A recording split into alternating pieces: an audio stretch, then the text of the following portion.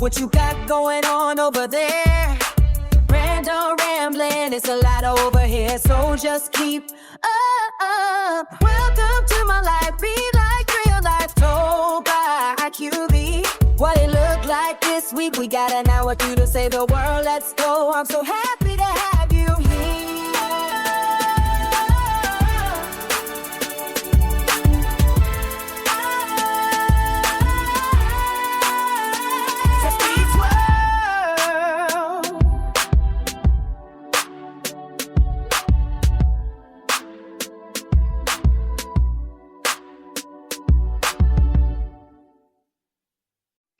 Hey, how y'all doing? Y'all alright? I'm alright. Y'all better be alright, and if you ain't alright, you better figure it out. Call somebody, go get some therapy, pray, do whatever you need to do. Ooh, excuse me. To get your alright on. Because it's gonna be a day. Alright. Alright. Well, welcome. We made it to another week over here at My Life Be Like. These real stories told by QV. And today, we finna get deep into some stuff.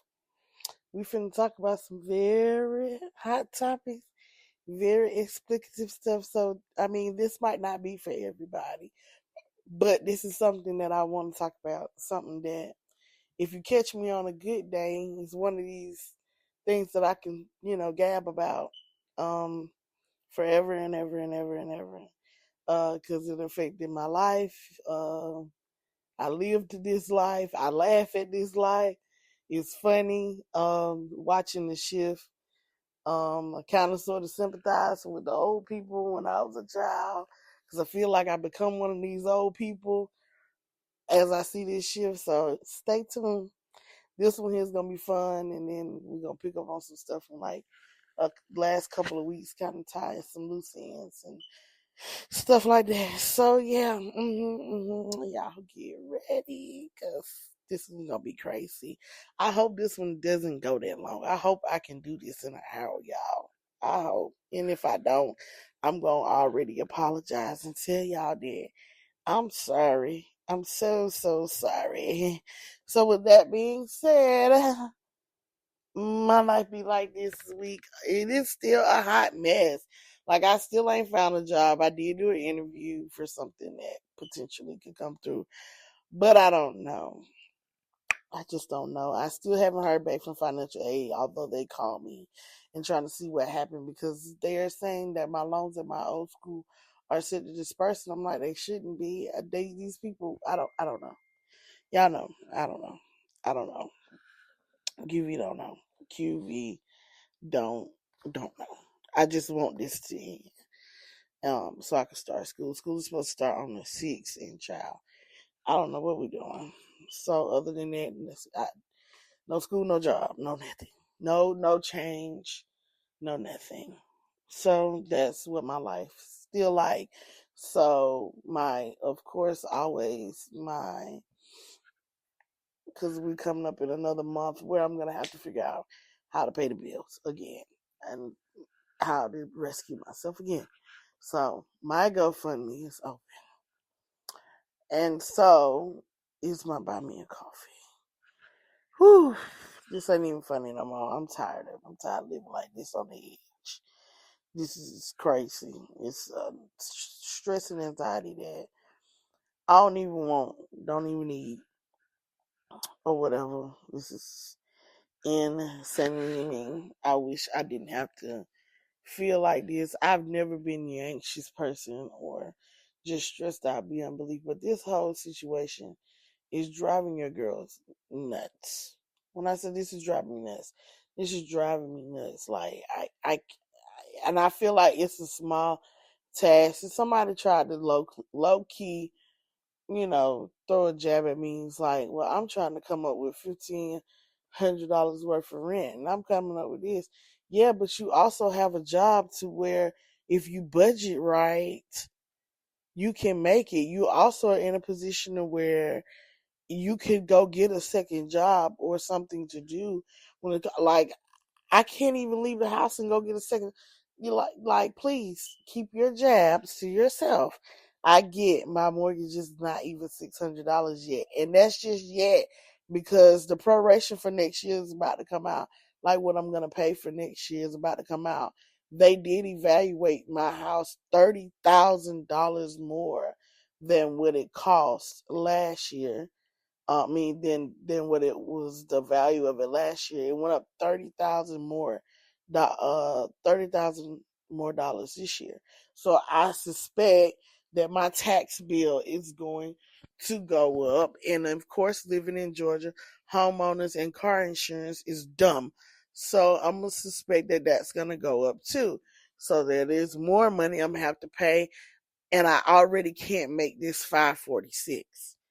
I don't know how I'm probably gonna end up making probably a $600, $700. So when you come to me and talk about, well, I'm paying $1,500 and I'm paying this and that, yeah, you also have a job where you can pay $1,500 too.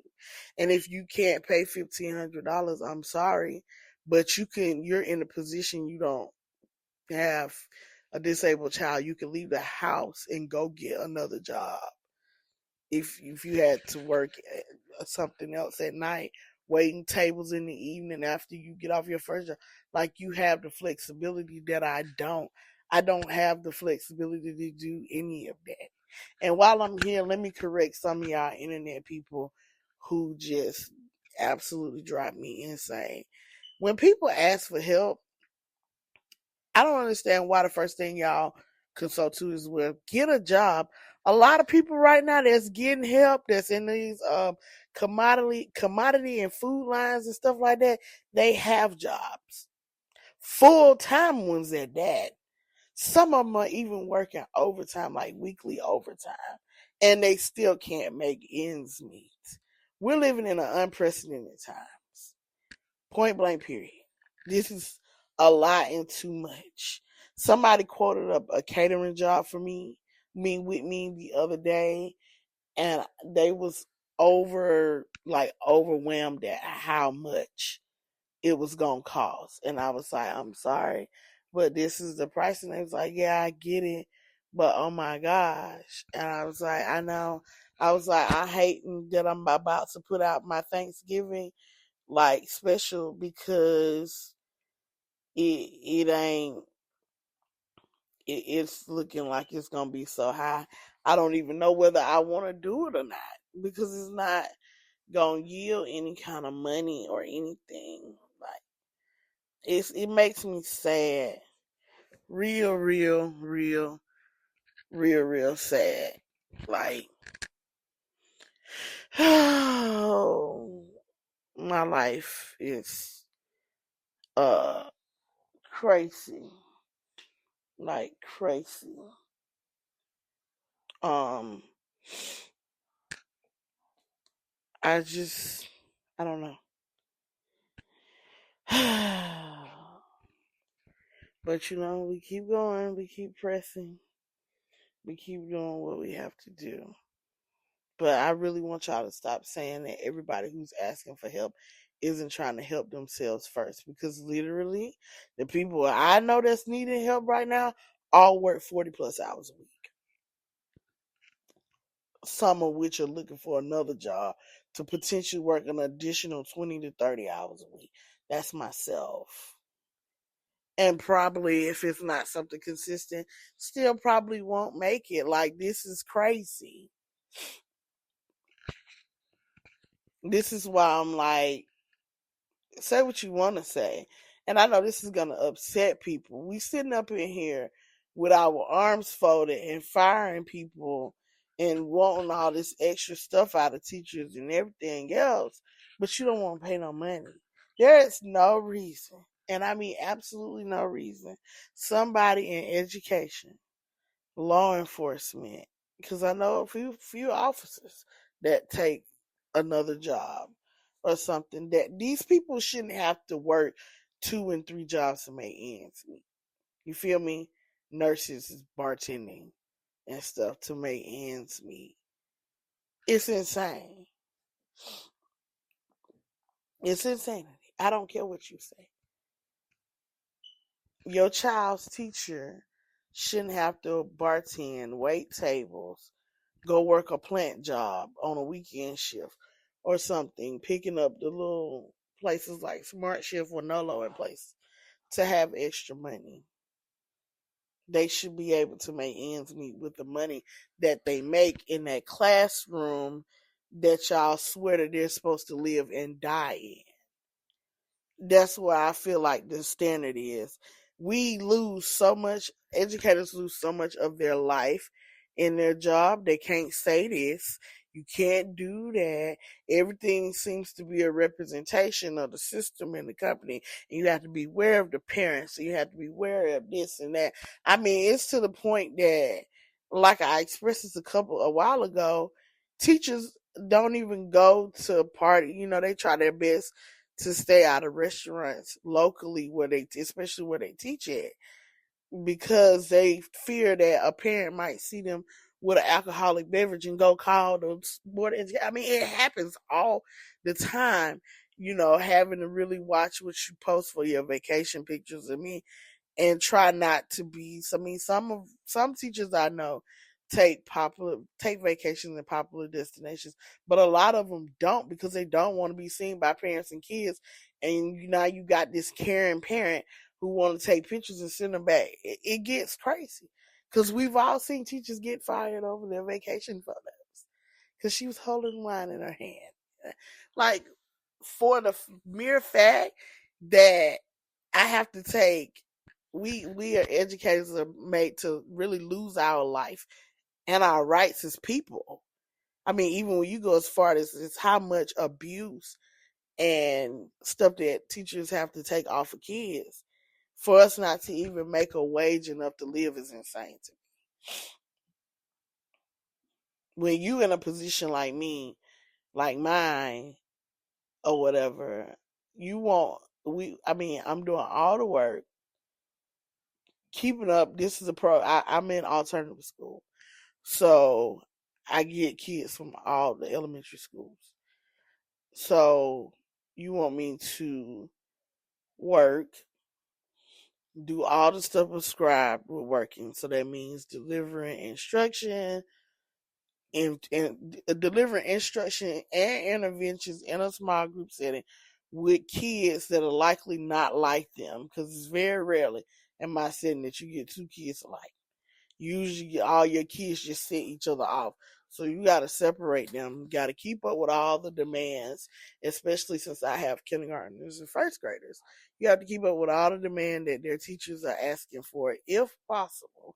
And you're trying to work on academic loss, social emotional learning, and behavior modification at the same time. And then in the midst of that, these kids are hitting me in my face. I can't tell you how many times this school year I've been hit in my face and in my chest. Yeah. So I have to get hit in my face, in my chest, and everything without retaliation, get scratched. I've actually been bit this year too. So getting bit, getting scratched, getting hit, getting kicked, been punched, or whatever. Can't do nothing about that because that's what you sign up for when you're in an environment with high behavior, like I am. I mean, at least I can be compensated as such. But do you think? No. I've already expressed this. I only bring home, after taxes, I bring home $1,200 a month. And that's it. $1,200. Mind you, I have almost and about probably be over $600 in a mortgage. Yeah, y'all do that math. Do that math. That means half of my money going to my mortgage. I ain't paying another bill. I hadn't paid my $600, almost $600 car note and insurance. Because $200-$300 car notes are a thing of the past. I hadn't paid not one light bill, water bill, one nothing. It's crazy to lose all of your rights and not have any money to show for it. That's why teachers and stuff get upset. That's the upsetting part about it, is that you lose all of everything and gain nothing from it monetarily. There are other things, but at the end of the day, I can't take any of that to Noonan Utilities, to the mortgage company, to the bill people and say, here, I didn't make any money at work, but I was able, to gain relationships and understand my why. Like, yeah, let me get off this tangent because I know my people's listening from work. And I know, I don't know, somebody liable to get mad and go tell because, we living in that society right now where we straight up doxing people and all the things. Like,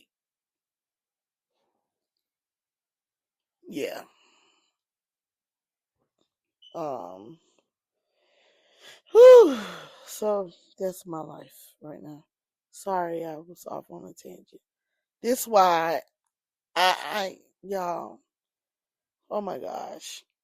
Mm, my Lord. Whew.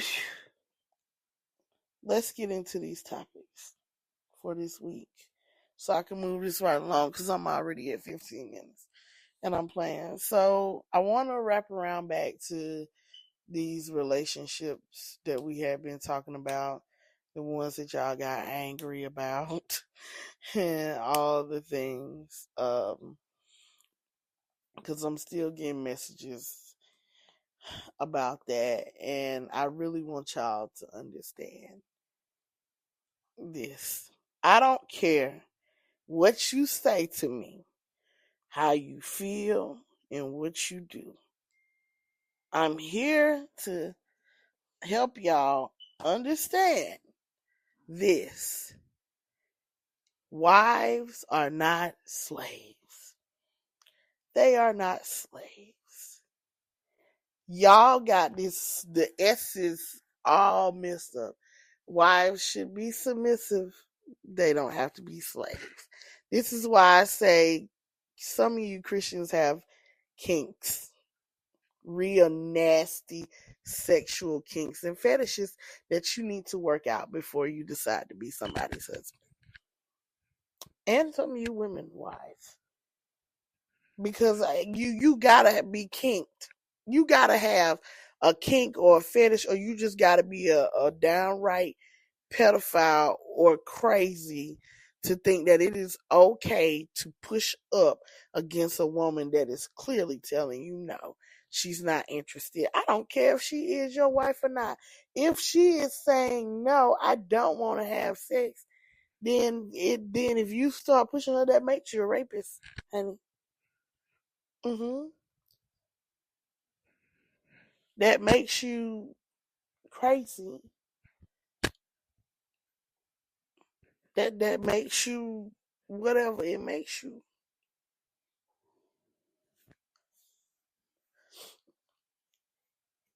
It's not her fault. Well, I feel like I've heard this. I'm entitled to have sex with my wife. No, no, you're not. It's a mutual agreement. Why would you even want to have sex with somebody that ain't trying to have sex anyway? This is why I be telling people, make sure you know who you dealing with before you marry them. That's something you need to work out before y'all get married.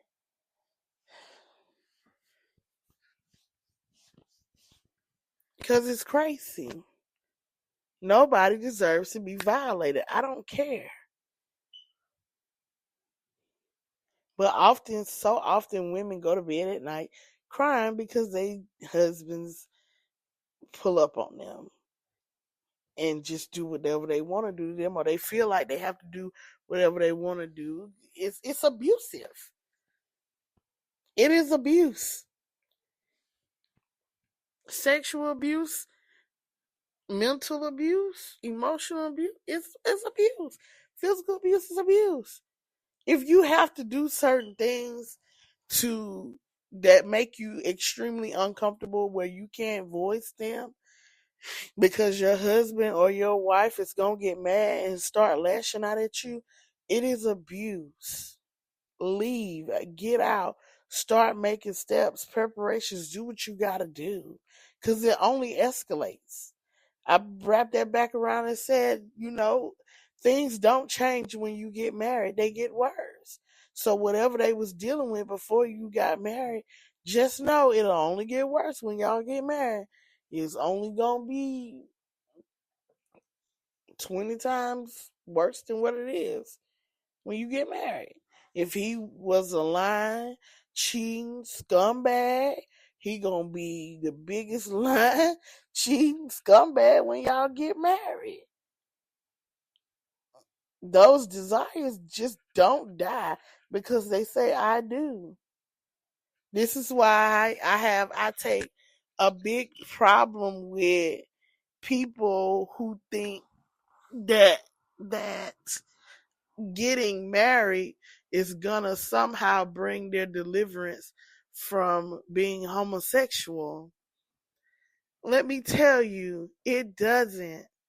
It does not. You have to not want to be homosexual and work out your issues towards however you feel about you being homosexual or whatever first, and then you get married, because all you're gonna do is sit in a marriage and either do or desire the same sex.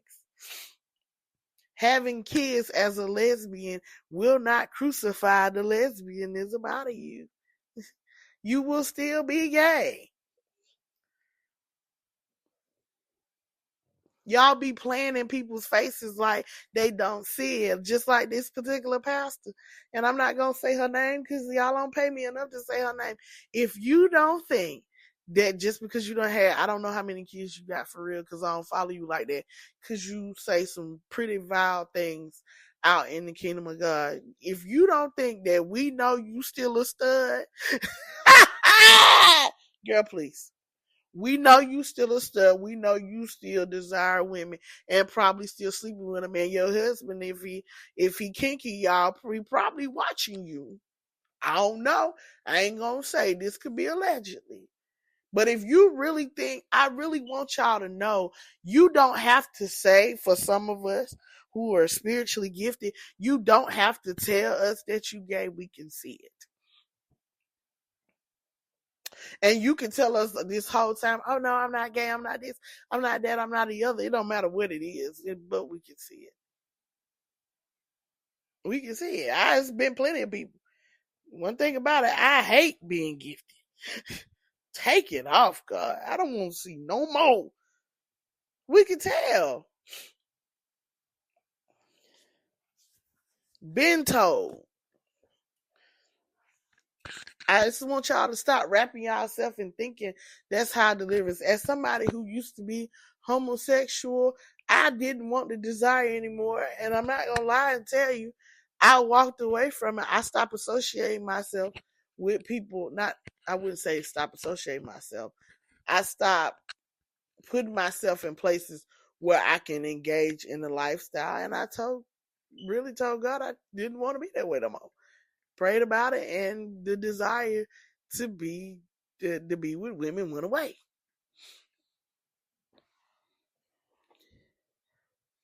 It took time, but it did. I mean, but literally sitting up on a couch looking like my homeboy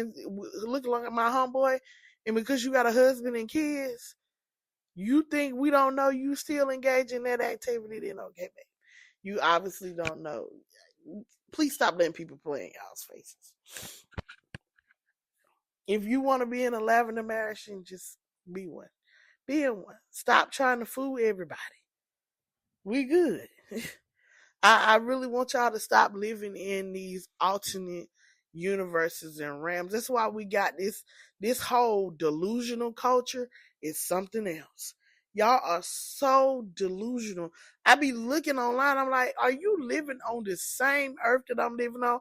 Or God, have you moved me to Mars, Mercury, Venus, or freaking Pluto? Because ain't no way they sitting on the same round earth that I'm sitting on and saying this. I just don't understand. I'm not sure. But I have to come to determine this. Y'all like to play in people's faces a whole lot more than y'all like to say y'all do. And I be wondering, what do you have to gain by playing in somebody's face? It ain't funny. Who cares? I want y'all, most people don't care. That's why when y'all try to get a rise out of people when certain things happen, some of us, most of us, I will say, don't care. This is why you can't get a rise out of everybody when you want something, when you want to do something. Who cares? Y'all not, it don't pay the bills. It's not edifying. It's not encouraging. It ain't wisdom. Then who cares, baby? Who actually cares? I don't. Do you? Who cares? I don't care. It's insane to me how y'all want people to bend over backwards and care about stuff. I'm not finna care about it.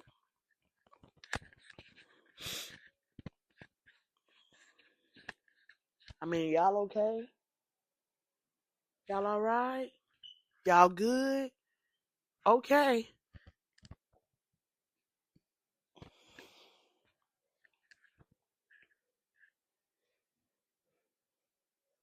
Y'all stop being stupid and take care of yourself. I want the biggest pointer I want to get about relationships is before you get into one, take care of everything. Cleanse yourself. Sit down. I know one of the biggest topics this week has been the whole Cardi B situation. And I guess I don't know why the Lord put this in my brain, because I don't care about these people. But let me give my 2 cents on it. And I don't have nothing against Cardi and nobody else. But as somebody, and we're going to get into that today, I don't believe we live in this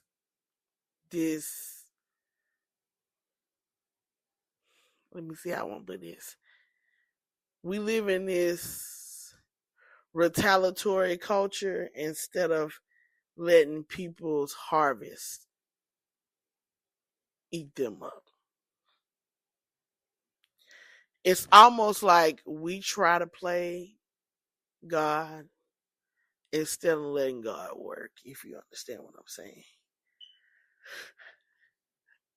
Cardi been with Offset for I don't know how many years. They got 3 kids together. She just had a baby with him and all the things. And now she got another man, and this divorce isn't really final.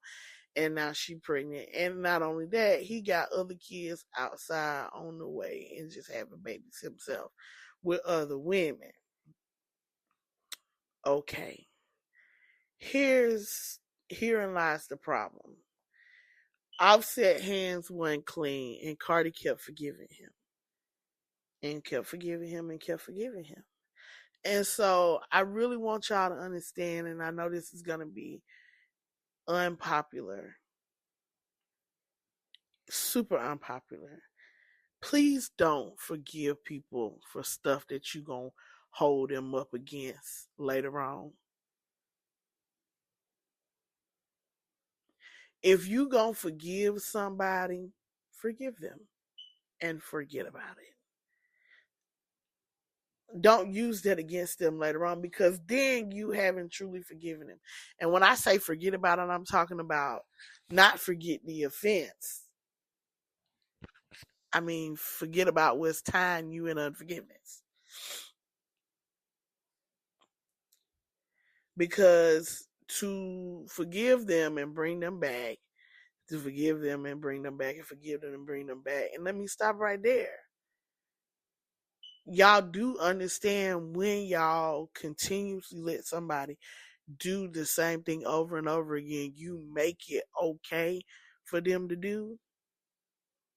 Because if I go cheat on you now and you take me back, and then I cheat on you again and you take me back, I've now learned that I can cheat on him.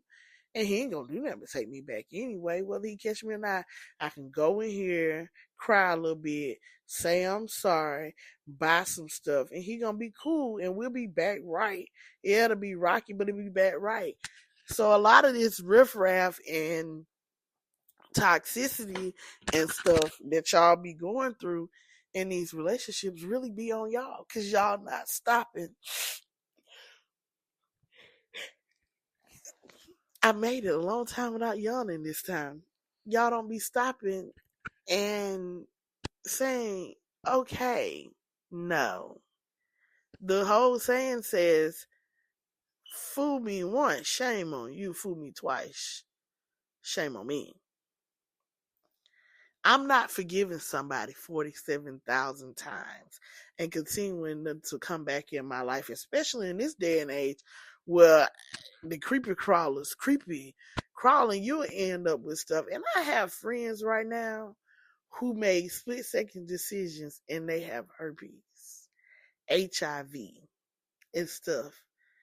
Letting Negro play.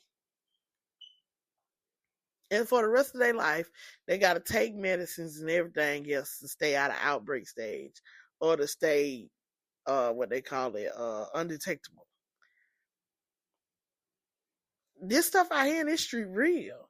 Atlanta, in the market that I'm in, the AIDS and HIV numbers around here look like a third world country. And a lot of it is because they're not being truthful with themselves. Which is why I say, y'all think that gonna crucify, bringing homosexual, going to go be with a woman is gonna crucify your flesh? No. You still gonna do it. Being with a man gonna crucify? No, you still gonna do it. Keep that over there though. I don't want your sex boogers.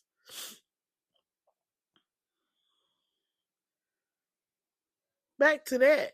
It don't you've I feel like with Cardi, you made it okay with him to cheat.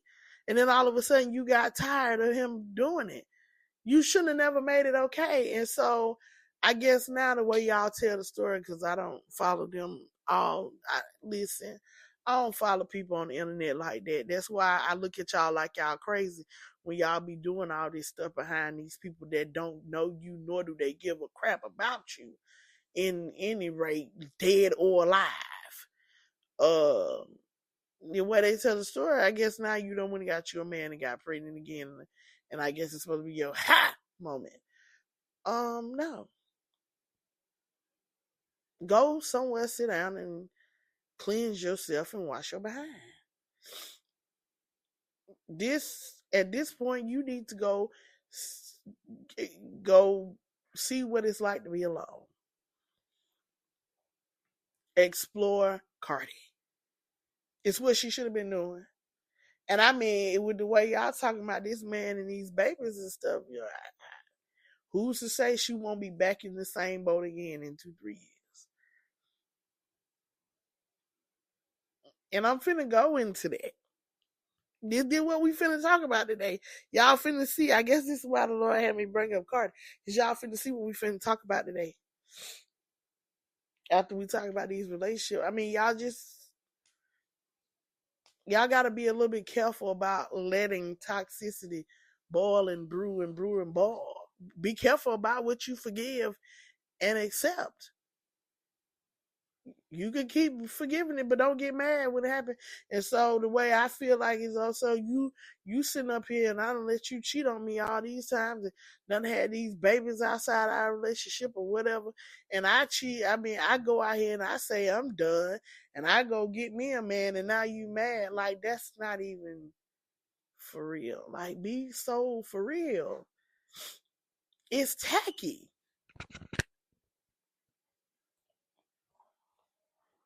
I'm gonna tell y'all, as somebody, it's tacky. It ain't no flex. It don't look good. Coming out of a marriage with a fool, baby, there's really nothing after I got a divorce, really. I mean, yeah and no, but coming out of it now 13 years later, 12 years later, no, I'm glad I done sat down. Some had some time to clear myself. Like, you need to, as a woman, you need to cleanse yourself. Pray, get rid of all that bad everything, and go be your best self. Learn about yourself. What she at this point probably can't even tell you what she learned in all this from being with Offset all these years. Nothing that's gonna be very thought provoking and behavior modifying that would be positive. Because going to sleep with another man and having another baby, when you just had a baby only just a year ago. Actually, it was less than a year, because what, she 5 months pregnant and Blossom only been one for about 2 weeks. You ain't let it dry. Like, chill out, man. Let me tell y'all something. Former as a former hypersexualized individual and hoe, it ain't no flex. I'm gonna tell you now, here at 35 years old, baby, if I can go back to I would say my 11, 12-year-old self, I would say, girl, slow down. Baby, on the other side, it's not all that nice. Being a hoe, it's not a flex. It's an embarrassment. It ain't even fun.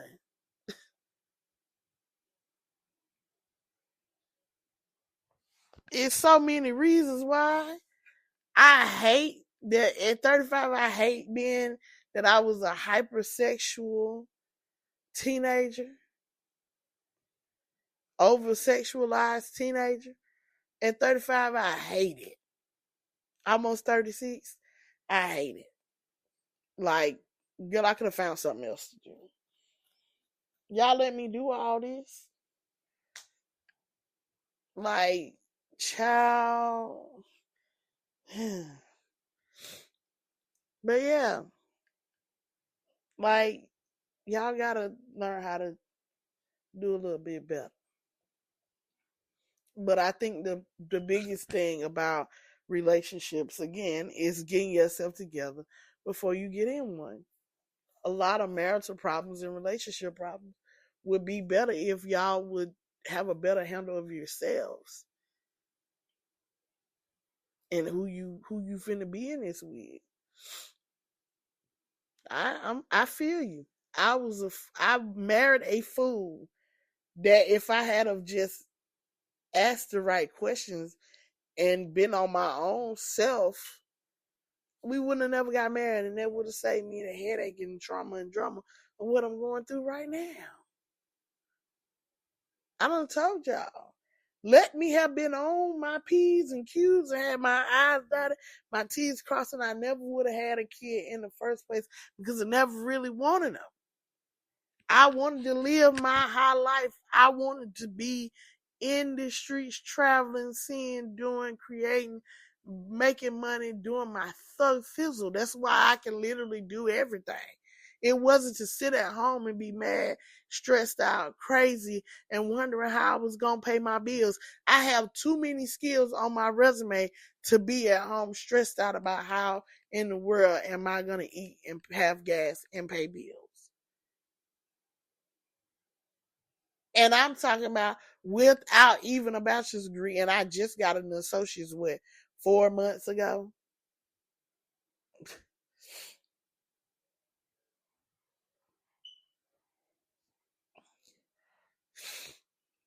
I got so many skills.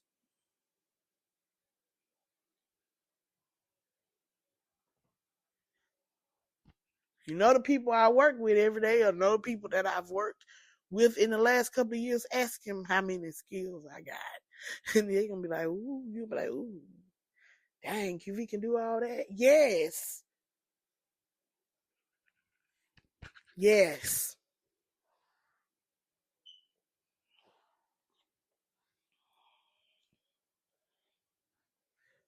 Another thing about relationships that I wanted to talk on and touch on is I understand that let's see how I want to put this.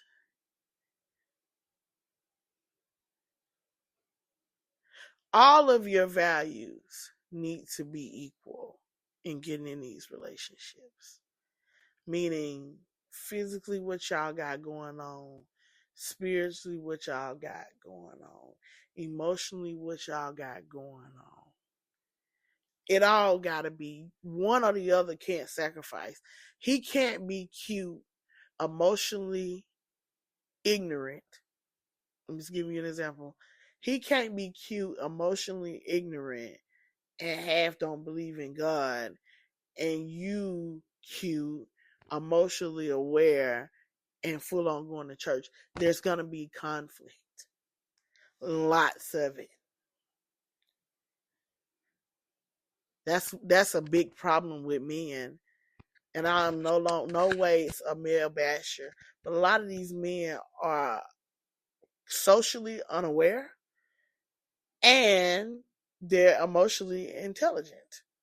I seen a guy that said that on TikTok and Facebook this week, talking about these men say that we having the problem with a lot of what's going on in the world is because we're having a lonely man epidemic. And he was like, "No, y'all not having a lonely man epidemic, a lonely man syndrome, or whatever they called it." He was like, "No, you mugs are just weird." And baby, this whole situation, and I've been listening to like all of the things about how people have been conducting themselves, because I don't be on the internet that deep, just enough. How they've been conducting themselves on the internet and all these different kinds of subgroups and all this other stuff that I've been in a rabbit hole with for about a week. And I'm like, what is this? You know me, I told y'all I'm in my era of deconstructing systems. Like, that's my thing now. Like, that's why I'm on the internet a lot more, doing a lot more research, seeing a lot more documentaries about things, because I'm in my deconstructive era, because it's time. A lot of what's wrong with this world is because we living in these cycles and systems that ultimately oppress us all, even when you think you're doing better than me, when it knock on your doorpost. That's why it's all fun until the rapper gets the gun. That's really what these last couple of months of life has been about. It be all fun until the rapper gets the gun. Everybody think they better than everybody until the tragedy, until the neediness hits them. It's people now that need that didn't think last November that they was gonna need. And when you start living in your as they call it on the internet, FAFO, then it ain't fun no more. It was never fun. I'm going to tell you this, and I've said this. When you build your life off of hurting others, nothing good ever comes from that. When you look at people on the internet, and I'm not going to mention any of their names, who make their lives off of gossip and berating and belittling others and roast culture and all of that, they don't live very happy lives, for real. The good never doesn't really nothing good ever really comes of that. You don't want to build your platform or build yourself or build your beliefs on the belittlement of others, because I promise you it's gonna come around to you. Those are seeds that you put in the ground. If you are sowing discourse will eventually be your portion. I just want y'all to know that. I know I feel like I say this every week, but I feel like I have to say this every week. What seeds you sow have to come up, and they will blow in your face. So whatever you put out there in the earth, it comes back. And then you don't gotta believe in God or not. Because there are multiple ways to state that statement that fits every corner of this world. That is like a universal belief. I want y'all to know that. It's just called, depending on your belief system, is what it's called.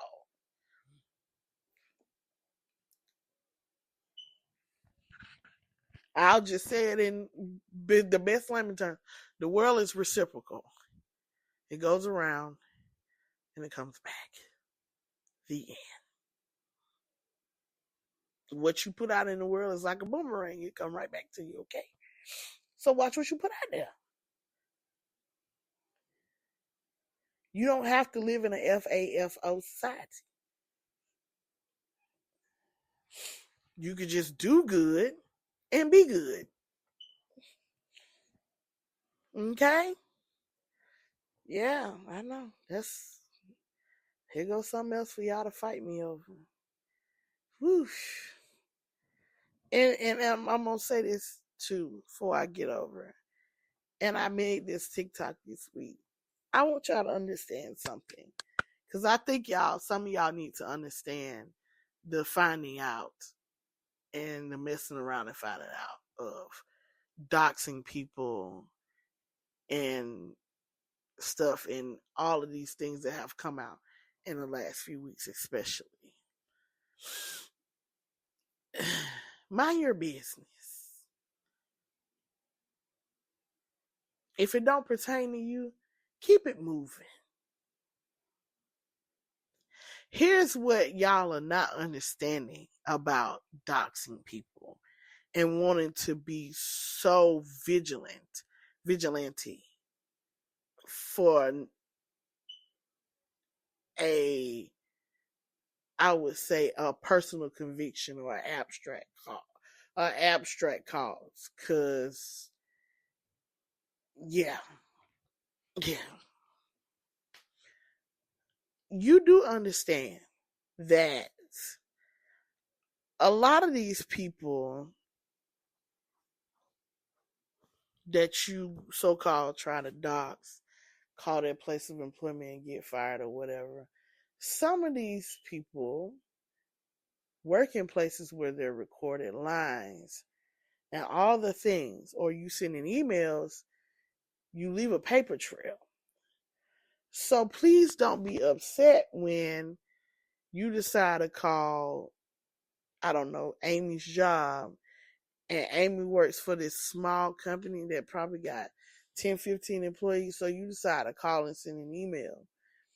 And Amy's boss, who's really her cousin or husband, is the one that takes the call or something. And you end up with your information out there because small company, they decided they want to pay to investigate who made these accusations. Your IP address and your number and everything come back to you, and all of a sudden your information is on the internet. Somebody's calling your job. Just don't be surprised when that happens, because honestly, it's happening. That's the downside of trying to dox people who ain't bothering you for real, just because you just want to do something in the name of doing something. Like, y'all are doing so much right now. It's crazy. It's hard to keep up. I'm like, every day is something new. Like, y'all be for real. That's why I say we live in this very delusional society. Like, are y'all really this delusional? And I mean, these days is telling of the delusion. My gosh. Y'all are past, I got a crush on this boy and I love him. Y'all is really literally out here wrecking y'all's lives and livelihoods to be delusional about what? Because it's delusion. Real delusion. Go look at Merriam-Webster's definition of delusional. And I'm finna look it up or whatever. I got me a little nice. Let me see.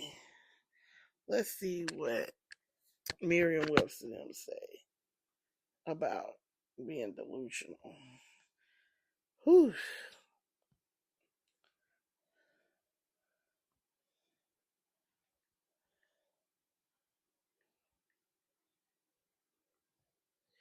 Let me look up the word delusional.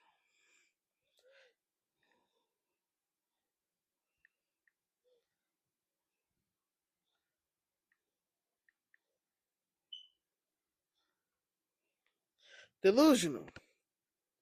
It's a noun.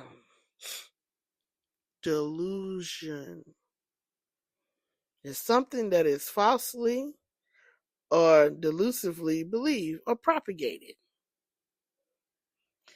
A persistent false psychotic belief regarding the self or persons or objects outside of the self that is maintained despite the indisputable evidence to the contrary. Also, the abnormal states marked by such beliefs. The act of tricking or deceiving someone, the state of being deluded. We know delusional is an adjective. Let's see, the synonyms for delusion is an illusion, a dream, a fantasy, a daydream, or a vision.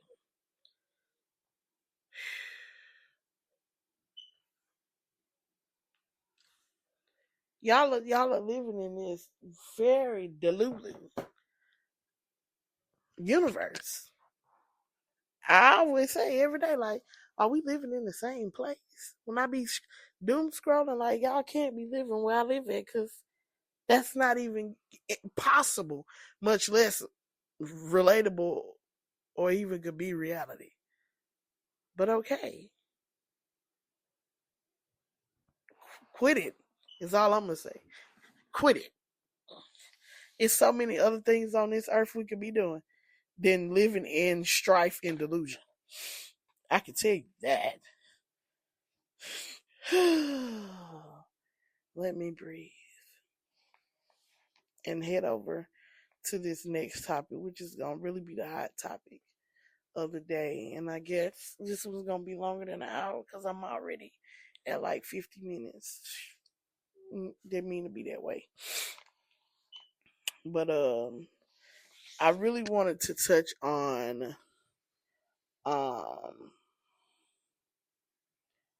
hypersexualization and whole culture. That's what I had set out to talk about today. It's a reality of mine that I lived. I think I've already said it. I was a very hypersexual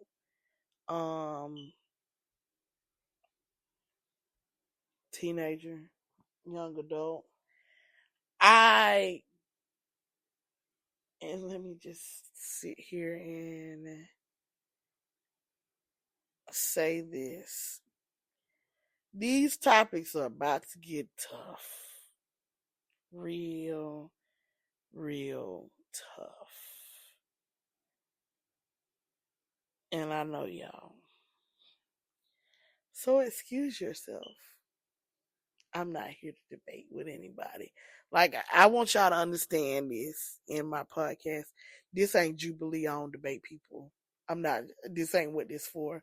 It's more informational, comedy, all the things. I'm not here to debate people.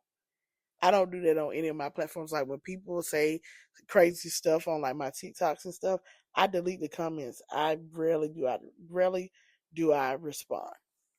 I will delete you and block you. I'm not wasting my energy anywhere, wasting my thoughts, because I understand that the internet is full of trolls. And I can tell the difference between legitimately asking me a question and just being a troll. Take that on somewhere. Okay? All right. So I wanted to talk about hypersexuality, the whole culture. And it's really a generational conversation on Black girls' sexual narratives. And I can remember my sexual arousal. First of all, I feel like we want to talk about sexualization in young black girls. I guess we could go back and talk about the era of playing house. I remember playing house when I was 4, 5, 6 years old, and we was hunching on each other. That's what we did. Uh, yeah. Um, I can remember being in elementary school and legitimately almost having a fascination with masturbation and the euphoria that came behind it. I can remember that. So when I hear people, mind you, I've taken psychology and all the things. So when I hear people argue about kids not knowing their sexuality, I bow out that conversation. And I really want y'all to understand that sexuality is very much a thing um, in the younger ages. When y'all tell me that an 8-year-old should know what they're attracted to, yes, they do. Yes, they do. They know what they want. As much as we should keep kids, they're gonna see, I'm gonna start saying I'm beginning to contradict myself. As much as we should keep kids pure and innocent, please understand that development still happens. Some happen faster than others. But at the end of the day, human development is still going on. So yes, I've told y'all, I have been in a bra since kindergarten. I had boobs. I was growing hair, and I mean pubic hair, underarm hair in kindergarten. 5, 6 years old, I had hair. By the time I turned 8, I was full on, fully hairy. 8 and a half, 9, I had my cycle for the first time. So my growth and development was early. I have a friend who has a child who they have actively had to seek medications to stop her from being pubescent and having a period at 3, 4 years old. Yes, there are some things going on there. But I say that to say this. Human growth and development doesn't stop or doesn't have an age per se. It has parameters. But puberty itself, I done seen, growing up in the era that I grew up in, a lot of people that I knew in elementary, middle school could easily pass for adults. You didn't know we was kids until we opened our mouth. And I'm finna get into that.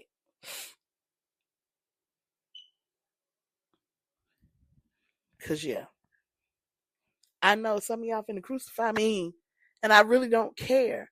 But it's something that we have to talk about. Okay? Alright? Cause in the late 80s to about the early 2000s, so I'm gonna say roughly about 85 to 2000 and maybe 12. Um, really, black girls, we was on the hip for being fast and grown. It didn't matter how old we was. Um, and a lot of it they would like to attribute to TV and videos and BET and MTV era because it's really the highlight of that era and stuff. But I will honestly say I think that we were being exposed to a lot more than we should. as kids than we should have. I mean, we went to date, we went to church, and we did all the things, and some of us was even molested as kids in the church, out of church, whatever. But I think honestly, some of us was watching our mamas and daddies just do too much, and it just kind of flowed on down. And not just watching our mamas and daddies too much. I think some of us had friends and cousins that were just grown as ever, and we were exposed to them too. So it really was just a ripple effect, of like a why am I yawning again? Or like a domino effect. It's really what I felt like it is. I can't say that TV equally played a role as much as what was you exposed to in your house. Um, I mean, I can remember that clearly. I can remember my black classmates being more full and developed in elementary school than our white classmates. That it was almost, some of my white friends didn't actually have girl parts until we was nearly graduating high school. Some of them had hips and stuff, like they came towards late middle school, but the people who grew early, I really didn't have nothing but maybe one to two white friends that were actually sprouting. Where most of my black friends, before we hit fifth grade, we were wearing full on bras. I'm not talking about training bras. I'm talking about A cup, B cup. Me, more specifically, I want to say about fifth grade, I was in C cup. Yes, a C cup. I told y'all I've been had on a bra since kindergarten. I was wearing the training bra in kindergarten.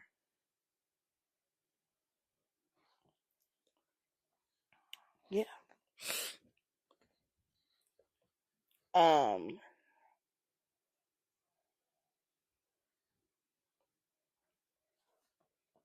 I did some research to kind of go along with this, and I think too, along with um early growth and development, I think some of our elders kind of pushed the fast tail narrative to where the girls who weren't necessarily caught up in boys or boy craze kind of sort of started wanting to explore it because people were calling it. I remember some people growing up naturally thinking that some of us who had bodies so young had to be having sex because otherwise you wouldn't have a body. And if you're addressing me and my body and how I look, and ooh, every time I see you, your butt growing, your hips growing, your chest growing, your dish, your dad, and like if we're not gonna address how this is happening, more or less, then should probably letting them boys.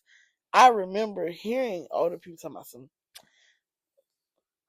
And I think I've actually had an older person walk up to me by like middle school and ask me, like, what little boy I had let suck on my breast because they were getting so big so fast.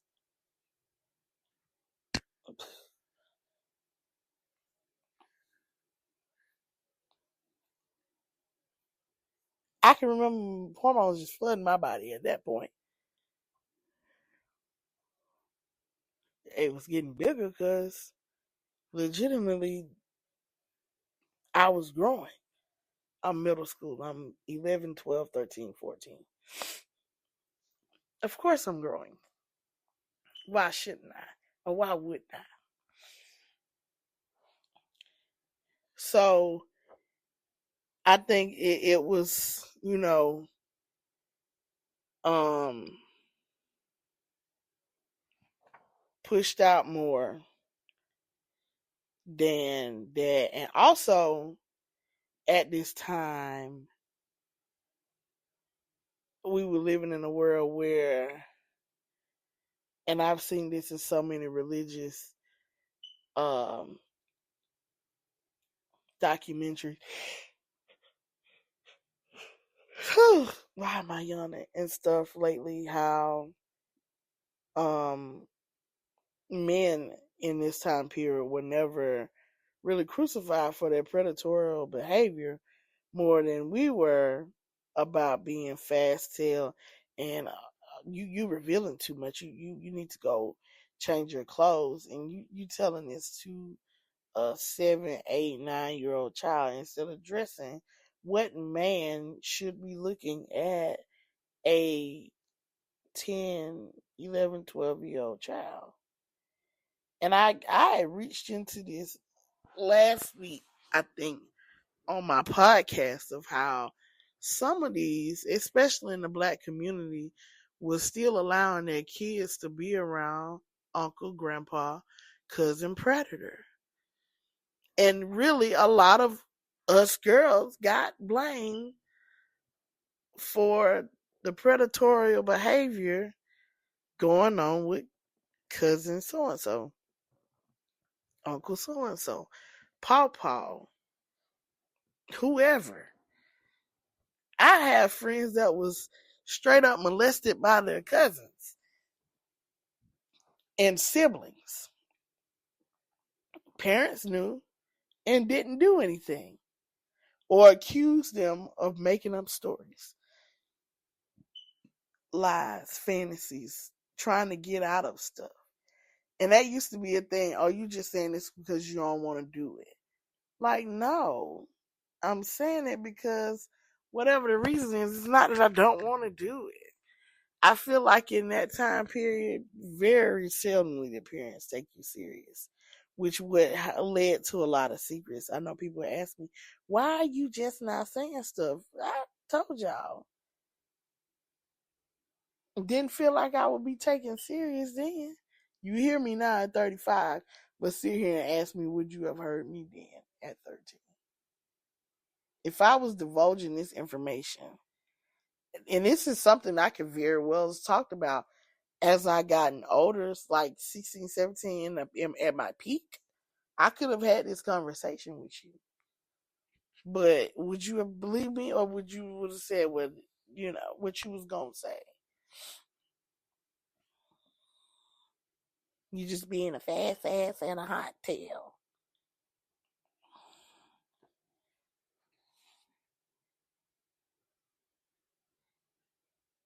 So yeah. And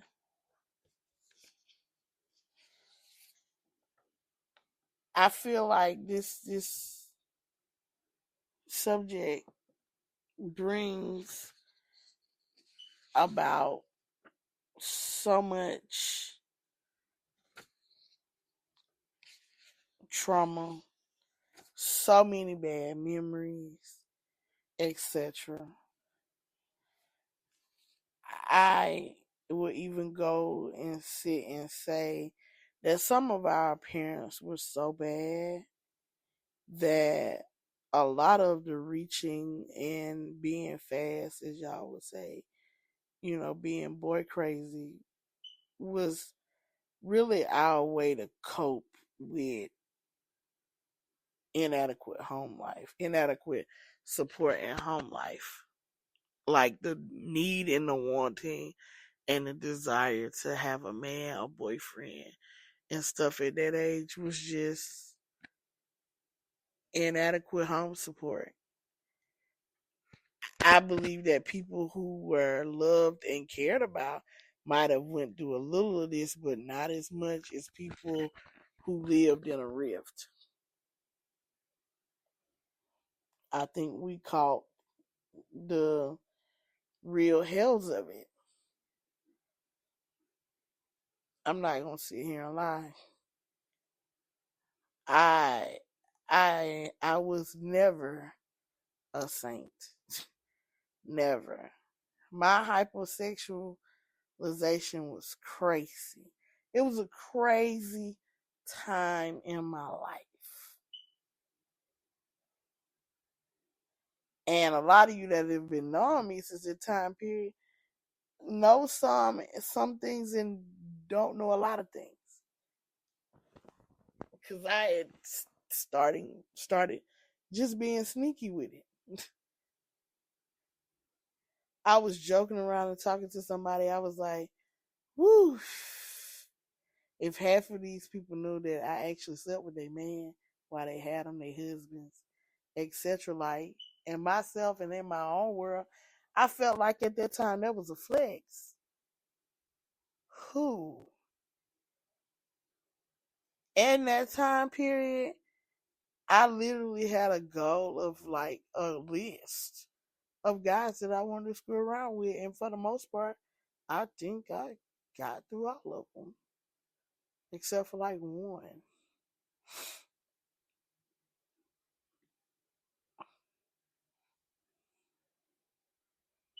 Boy crazy, hypersexual, nymphomaniac.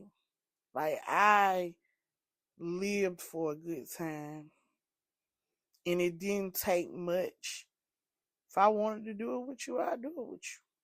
I don't care if we just met 35 minutes ago or 35 days ago. If I wanted, I guess you. Like that's just how bad it had gotten. I promise you this.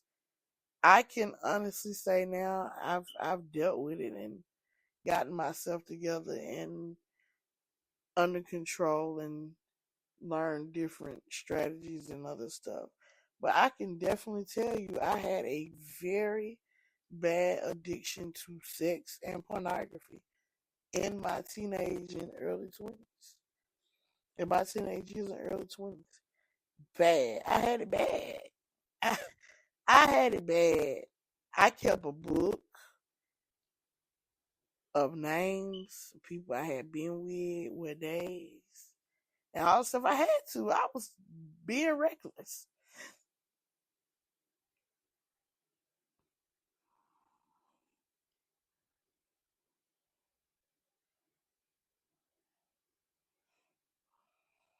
I laugh now, but I used to at one point, y'all, I'm not going to even flex.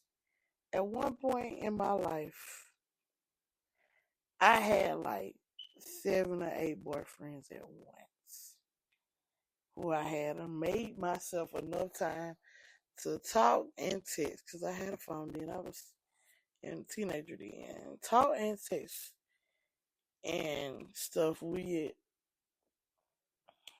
Um, I was talking to all of them, messaging all of them, and I had all of them feeling like I cared and I was just this good little girlfriend, and I was trying to keep up on that tangle web. And looking back on them, I was such a fool, and I mean a real fool.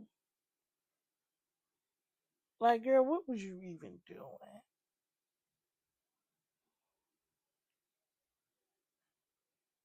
I mean, it was insane. And I mean, I'm gonna tell y'all how bad it is. It's like to this day, I still have a person who is will go the front or whatever, and I ignore them and say that they will expose me. I'm not finna do it with you no more, man. That is not almost 20 years old when we was having sex. Cause you got a video. Oh, in that day, I used to love to make me a flick.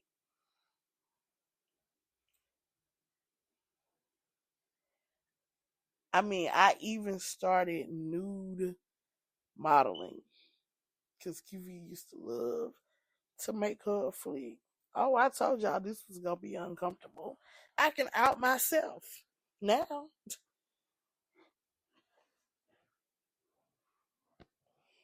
Some of the people that I used to talk, they have relations with, probably listen to this podcast and probably say, "Oh, girl, don't out me. Don't out me."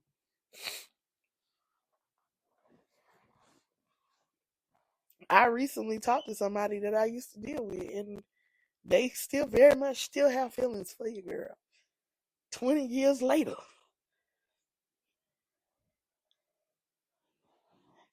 I'm not, I ain't going back. I ain't going back, I promise. But I said all this to say, like, hypersexualization is a real thing. And it's something that, and when you get in relationships, it's how this up. When you get in relationships, it's something that you need to tell. You need to deal with it. Even though I'm not dealing with a very hypersexual life now, I know that if I was to go and get in a relationship and get married now, I'm gonna express these things, and I'm gonna say there are things that I like and require in the bedroom department, and if you can't do these things, then we probably don't need to be together. Cause I still know the old me. No, I'm not doing all that, but there are things that I like. Ting, gay bookie. Okay. Um, and I know, you know, that the old people feel like they're invincible. Nothing ever um they never did nothing wrong and nothing ever happened to them. But hypersexualization is really been going on since slavery, post slavery. Where y'all think y'all get that calling things a Jezebel spirit? It's a Jezebel. You just got a Jezebel spirit. Even when, you know, um,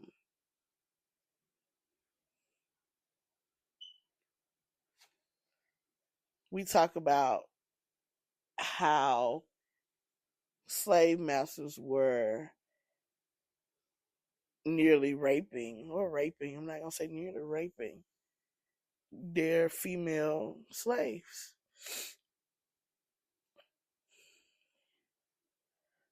Um,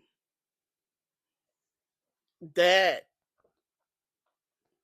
when itself would come out would be the girl's fault.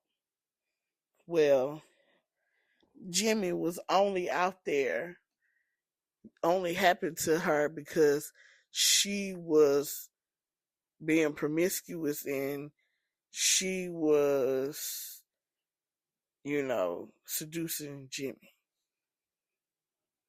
Okay, find somebody else. Believe that with.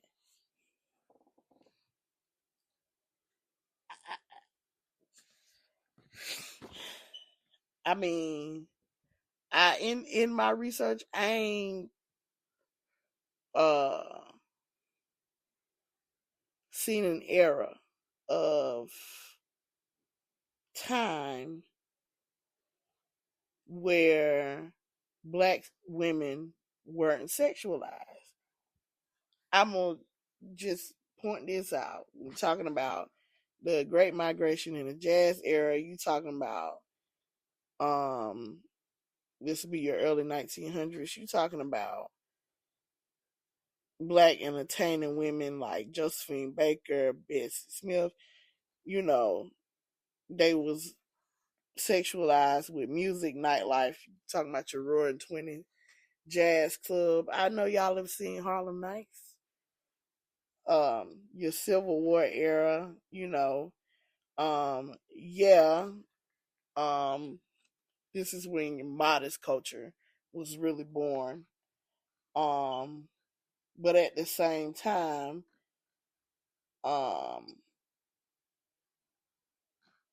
there was still sexualization going on. They was just being told, really, you ought to go cover up to not tempt the men. And then you move into the 60s and 70s with like Foxy Brown and Coffee with, the Pam Grier era, as y'all like to call it. Where kind of Pretty Black Girl goes mainstream. I think this is around the time Jet Magazine comes around at this time. And stuff where you got really the beautification, sexualization of women mainstream. So black women have always been seen as fast. I don't know why we put so much emphasis on the 80s until now. But I will say this. It was hypersexualization, sexy, or whatever, even through when we talk about going through the late 80s and 90s with hip hop and video vixens and stuff like that. The culture still had sexy girl, hypersexual culture still had a level of discretion, mild modesty. It was definitely not what we dealing with now, which has been coined as hoe culture. And if you want to know what hoe culture is the proud acceptance of being a hoe, and like that's the life. It's hoe life. You couldn't have got me to do all the things that I was doing out loud like they do now. Like things that I used to do, they go out in the internet and they just blast it. Like, I slept with him, and I slept with him, and I got money from him, and I did this with him, and then that, and like, I ain't trying to be with no man. I'm not trying to be in a relationship. I'm just trying to get in my bag. And y'all, like, I'm trying to live my soft life. I'm trying to live this kind of life. I'm trying to live that kind of life. No, this is hoe culture.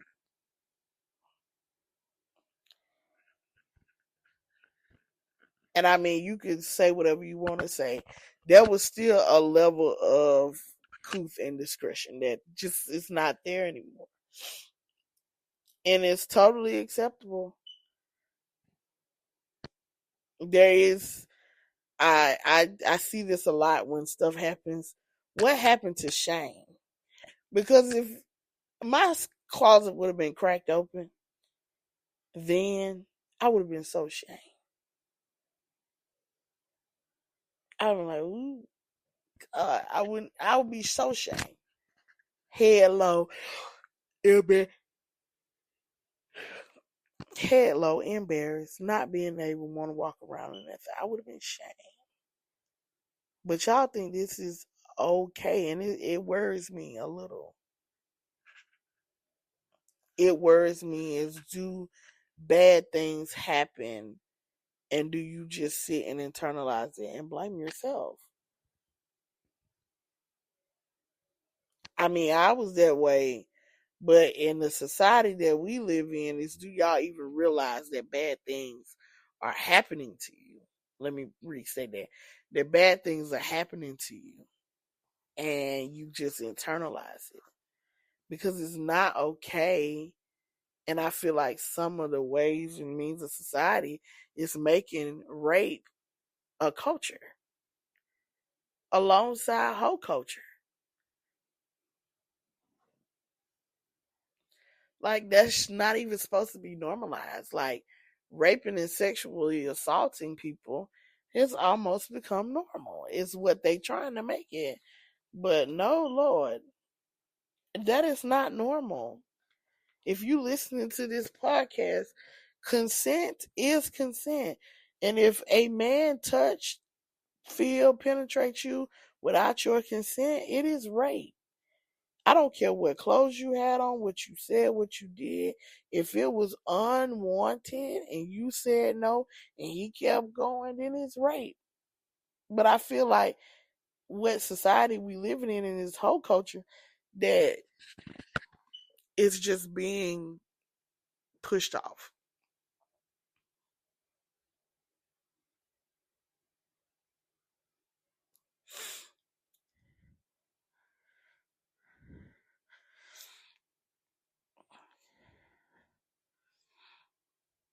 And I hate it.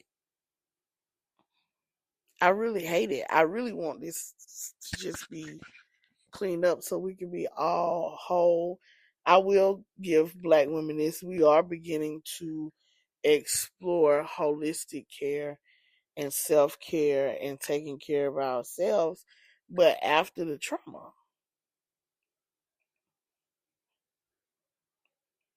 after literally being hung out to dry. So it ain't all bad. And I'm going to just say this about hoe culture and being, like I said, a former hoe and hypersexual. I'm going to tell you that it's not really all that cute when y'all sit on the internet and talk about how many men you taking down and up. How many men taking you up and down. Remember, this your digital footprint, Bookie. And I mean, we coming up in an era to where these men are desiring to be more and more ignorant. We're also in the era where intelligence is being weaponized, or being you being the bad guy because you actually can think for yourself and have this certain level of intellect.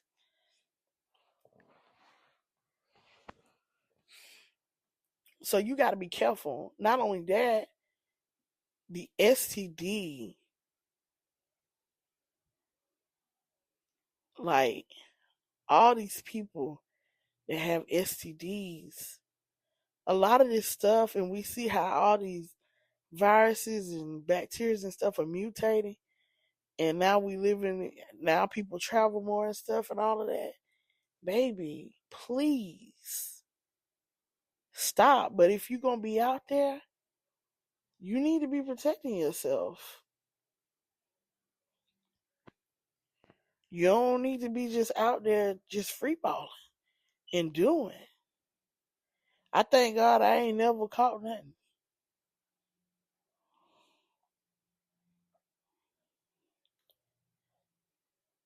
But I know I was on a dangerous path.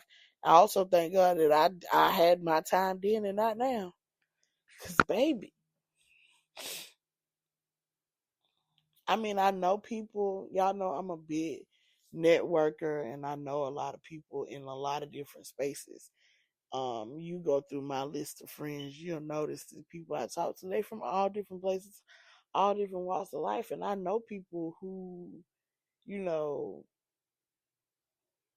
crazy been married to somebody for a long period of time, do an annual, and end up being HIV positive. And that's the only person they ever been with. And that's your way of finding out and cracking a can that your husband is having sex with multiple men. Not only is he having sex with multiple men, he having unprotected sex with these men. And one of them done gave him HIV. I have friends that work in like public health department, and they was like contact, and they've been doing it for a long time. They be like, contact tracing now is crazy. They was like, because a lot of these people, a lot of these women, last time I talked to one of my good friends that work in public health, she was like, girl, a lot of these women don't know these men's names or even a telephone number. Now, one thing I always have forgotten is your number. Somebody up where I can reach you. beep you, something. And a lot of these,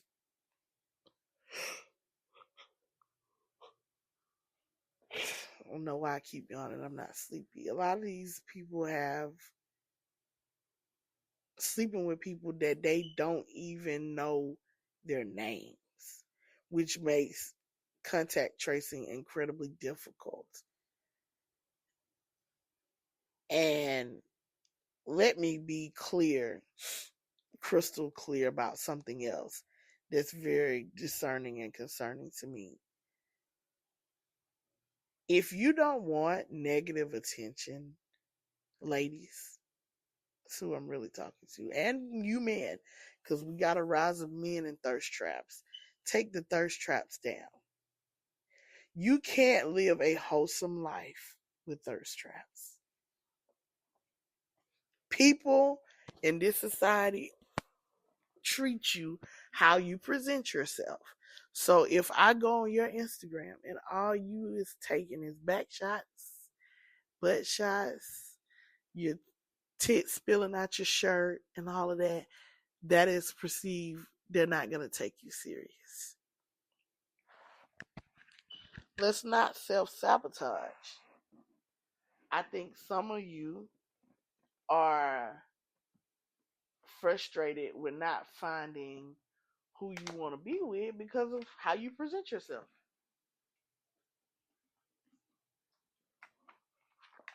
There's no way you want a husband half naked on Instagram. You want a husband that's going to take you serious half naked on Instagram. I see some of y'all's content with y'all spouses, and then y'all wonder why y'all go through what y'all go through. Is that appropriate? That's why I say we need to get back to some kind of couth and discretion. Shame. Because we living in a society that's really doing way too much, especially over there on their Instagram. Now, I don't live on Instagram like that, but a lot of my colleagues and friends do, and they tell me what go over there on their Instagram. And I'm like, girl, what? I mean, if y'all ain't scamming and spamming, y'all booling up with people, y'all have these fascinations and all of this stuff.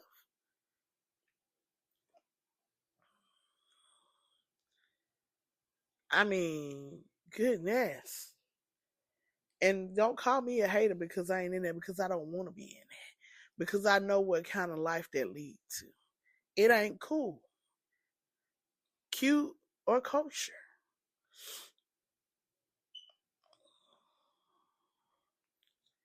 And especially now we living in an age where if you really want a serious employment, want somebody, you won't have that stuff on the internet now. I'm telling you now, as somebody that have multiple friends in HR and stuff, as a person in education, some of these teachers, they go and look up y'all social media, especially when you have children that are problematic. And the first assumption they'll make is, no wonder why the child act like that. It's because you act like that. Look at what you got on your social media. Is this something you would really want your child's teacher to see? Privatize it. And I know now when you start working with companies and stuff, it don't matter whether it's private or not. They can find it and see it and view it and stuff like that. So privacy really isn't privacy, but for the sake of just the general public, privatize it.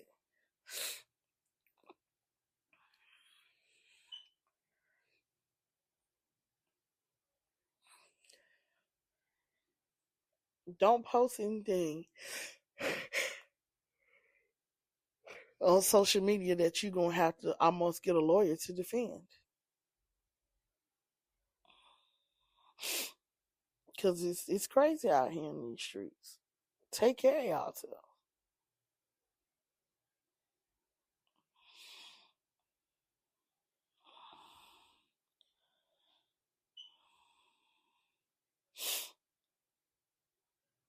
I just want y'all to be y'all best self.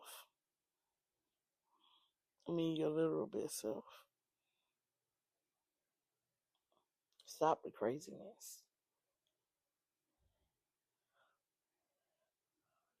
remember, if you don't hear anything I say today, there is somebody always watching.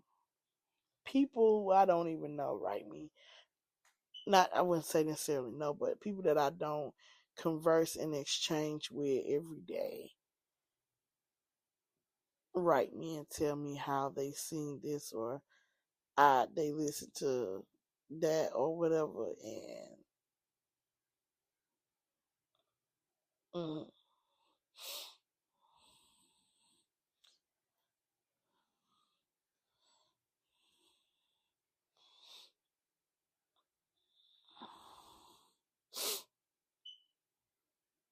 sorry, I'm trying to get my thoughts together.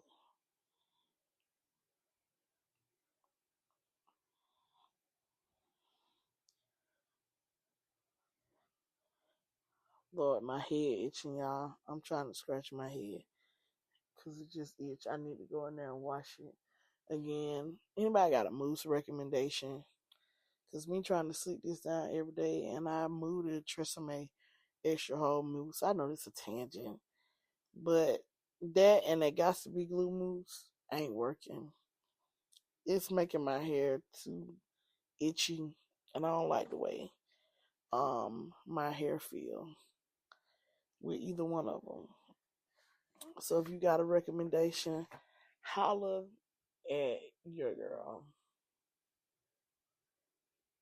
But that's enough on that and whole culture and hypersexualization. Just for the sake of life, let's try to break some of these cycles in the black community, especially as women. Let's try to live as peaceful. I noticed that every time some people of the other culture want to argue, some of their biggest points or things that they want to pick out is things with black women. Their aggressions towards black women, and they start naming stuff. Well, y'all do this and you say that, and y'all just let's stop giving link to the devil, okay? The enemy is out to assassinate, and I feel like the first cohort of people that always get attacked when something go wrong is black women. Anything can go wrong. I don't care if it's whatever kind of nationality issue. It's always who they feel black women.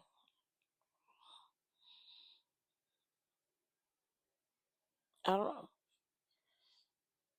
The last topic is one that was brought up to me in my topic box, and it was talking about being married and single. And I've seen a couple of clips online talking about this, being married and single, and how can you be married and single. It's very possible. I was married and single for real. It's just you don't have that love and care and support that you need from your spouse. I think that in relationships we get superficial. Like, the only contributing factor that men feel like they're supposed to make is a financial contribution. Well, I pay all the bills. And what else do you do? I mean, even when we talking about bed satisfaction, most men are pleasured way more than their wives are. And I've had this conversation with women of how they just, because he never listens or never wants to bend to the things that desire or please her, they just end up faking it in the bed just so it'll stop. Never getting off, never experience real orgasm or euphoria. Taking a load off, or whatever you want to call it.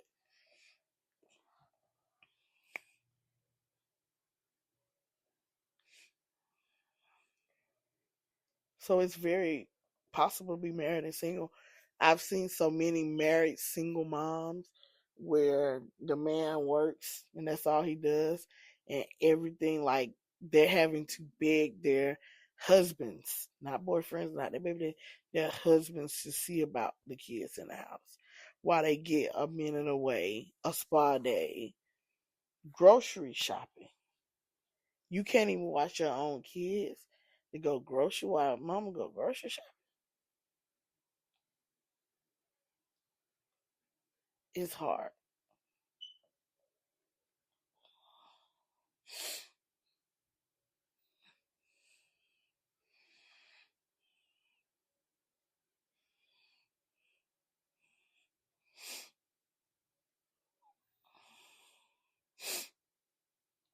It's crazy.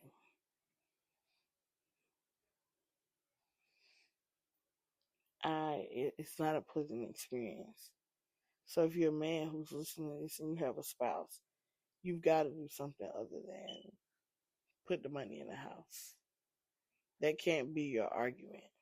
This is why I feel like 50-50 never works. Because you pay 50-50 of the finances, but what about the children? Most of the time that's taken off the word, your kids get sick. The wife has to take off the word.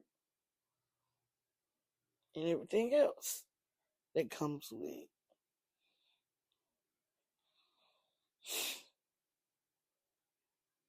being a spouse. It's crazy.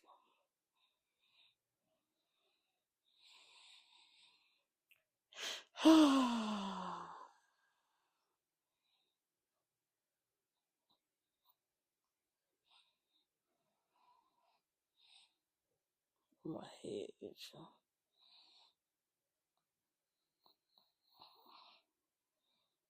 I'm so sleepy. And I don't know why I'm gonna got sleepy. Like, this is crazy. I was doing fine. I slept all night and everything. I don't know why I done got sleepy. Crazy thing. When I start doing stuff like recording my podcast, I'm starting getting sleepy. So let me wrap up these topics real fast so we can get out of here in 2 hours because we at 1:41 now. But at the end of the day, if you're a man and you got a wife, contribute. Make sure she feel appreciated. Make sure that her needs and desires are met just as much as yours. And women, stop being afraid to voice that you're not satisfied in your relationship. Stop being afraid to voice that you don't like it. I mean, and I know that works both ways, but usually it's the woman that puts all her feelings and stuff aside for him. Like, the sacrifice has to be made on both parties, and that's a lot of what's misunderstood in marriage. There will be sacrifice, but one person shouldn't be doing all the sacrificing. That's what happened pretty much to me. I mean, I done settled you out of my league, and mind you, this is coming really at the end of my real hypersexual eras where my marriage came in. Cause baby, I had the best of them, and I was doing my thug thizzle. And there were other opportunities for other men out there that were way better and could do more. And I'm like, well, I'm giving you a shot. And I'm settling. There's men that look better than you, that have better jobs than you, that could make love and have sex with me better, that can more tailor to my speed and desires, and then you act like this on me. Yeah, make sure y'all check that at the front. I told y'all this over and over again. Check all that at the front door. Make sure y'all disclose of these things before y'all get married, okay? That's the end of topics. Woo! Because I know y'all finna come for me and I don't really care about that. Food this week. So this week, someone treated me to Nami, the hibachi sushi place, Brazilian steakhouse place right here in Noonan. And I went at dinner time. I went by myself. And it was $40 almost with the drink and the buffet. I think the buffet was like $31 and the drink was like $2. So 34, 35, something like that. And tax, tip, whatever. And I will say this. It wasn't bad, but it wasn't something to write home about.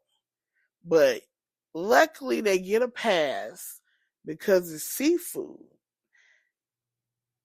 And if you know me, I like seafood. What I will say is don't go if you don't eat seafood because you're going to be upset because it's really seafood. And I feel like the worst thing about it is the churrasco meats.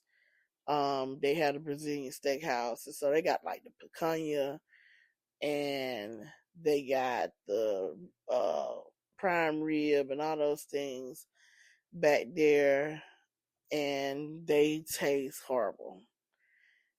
The meat fit to me was like all the way done, dried out. It was not pleasant. I did not like any of it. I was good. I was good. The best part about it is this buffet it's very much old school Chinese buffet. So it had real snow crab legs and they had oysters on the buffet. Raw oysters on the buffet, and they didn't have mussels, but they had shrimp and other little stuff like that. And they have just really like a very huge variety of seafood dishes and sushi. And enough things that you could make your own hibachi. And that was something I could appreciate. I was very happy with that. And they also had a lot of soups, but girl, me forgot to even drink a soup.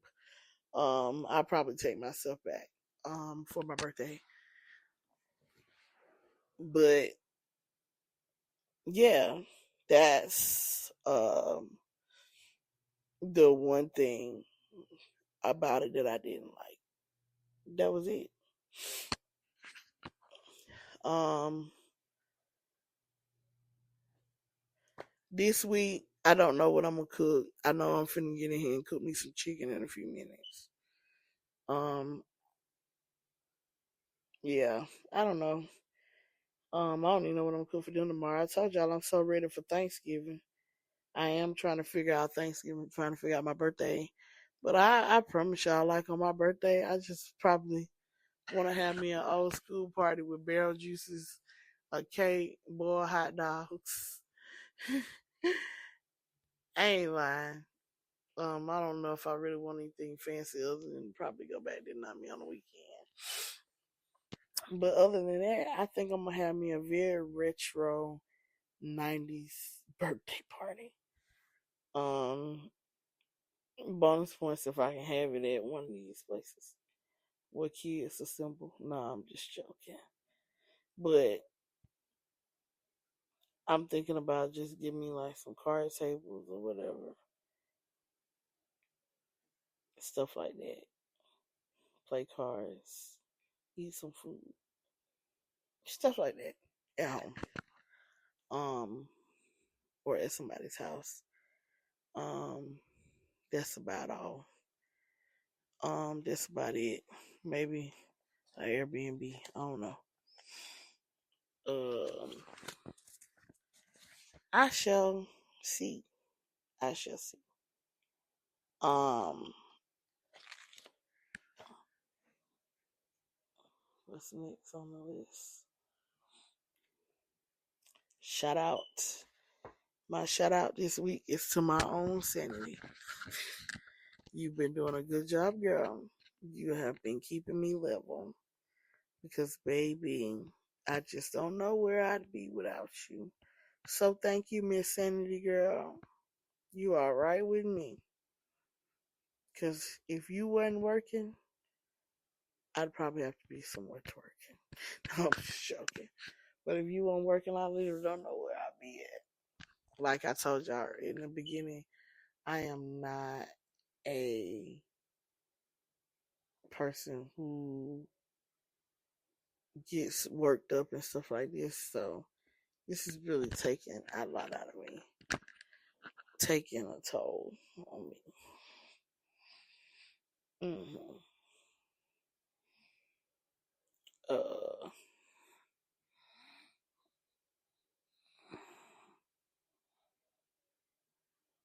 oh my head. Sorry, y'all.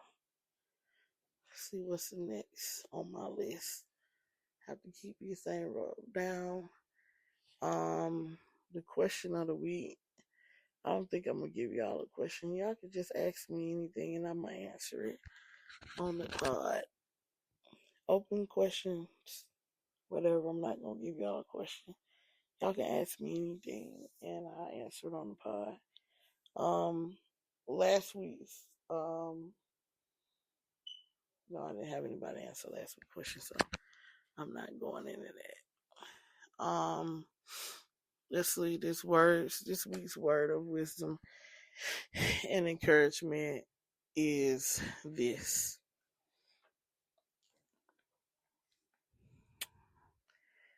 When you go and you write and you say things about whatever, especially when we do bits and bytes of current events and stuff, please understand that everybody's experience isn't the same.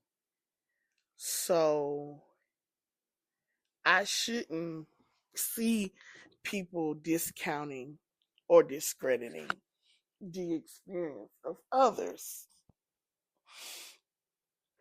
That is so crazy to me. I saw, a person that is not of color try to discount and discourage someone that is of colors.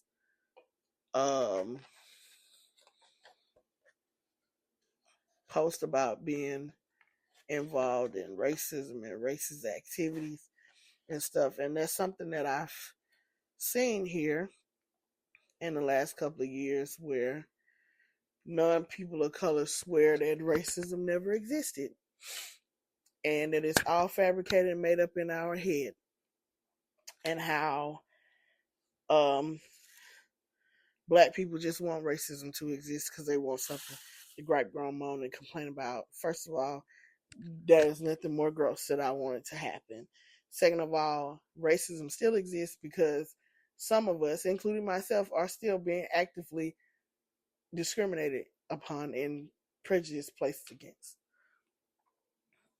And so I've made multiple videos about this week on TikTok and stuff about I just really think it's a misunderstanding. When you don't have to live this life, then of course you don't experience this life. I can't a bit more tell you anything about being white and white experience because I'm not white. So if you tell me something happened to you, I can't discredit it because I'm not white. But the amount of white people that come over and tell people of color that they ought to suck up, shut up, this didn't happen or whatever is insane to me. It's crazy. The amount of gaslighting in these last couple of weeks have definitely been like, yeah, I can't take words out of context when they're right there. Like, this was what was said. I can't make this up. It's right there. Go listen to the host. I did.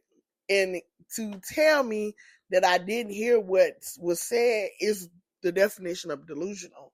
I can hear very well. Or this whole black people are stupid thing. Black people are not stupid. Black people are not uneducated. Stop making these overgeneralizations.